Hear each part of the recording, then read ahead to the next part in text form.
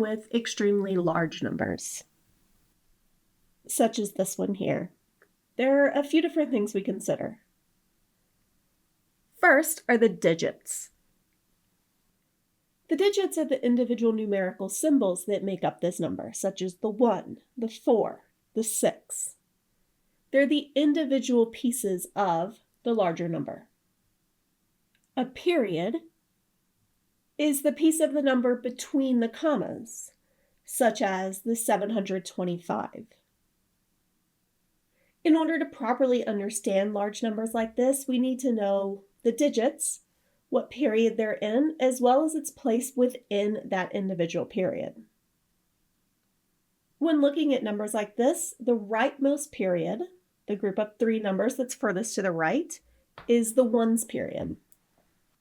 If we read from right to left, the next period would be the thousands period. After that, we would have the millions period. While that is the end of this particular number, larger numbers would then have a billions period, maybe even a trillions period. To help us understand these larger numbers, it can be helpful to use what's called a place value chart. Here's a place value chart for the number we've been looking at.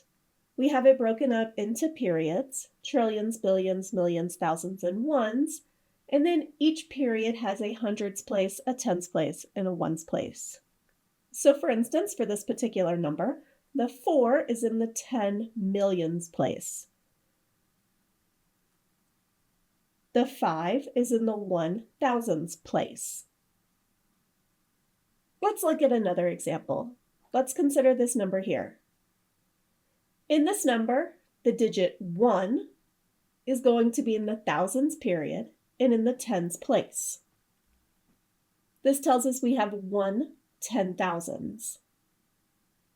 On the other hand, this number here, the 1, is in the tens place in the ones period. So this 1 represents 1/10. So the location of a digit within the larger number, or its place value, is going to tell us what it represents. Let's consider this large number here. We can see that this number has 7 digits since I have 7 numerical symbols: 3, 6, 8, 4, 2, 9, 5. In addition, we can see 3 separate periods: the 3, the 684, and the 295. Let's suppose we want to know what digit is in the 100,000s place. In that case, we would look at our thousands place value, or our thousands period, and then we would look at the hundreds place in that particular period, and that would be the 6. So we have 600,000s. What if we want to know the millions place of this number? In that case, we're going to move to the millions period, and we would need the ones digit in the millions period, which is the 3. So the number in the millions place would be the digit 3. If you would like to see Professor Pierce make more videos like this one, you can support her on Patreon in the link below. Any and all support means a lot to her.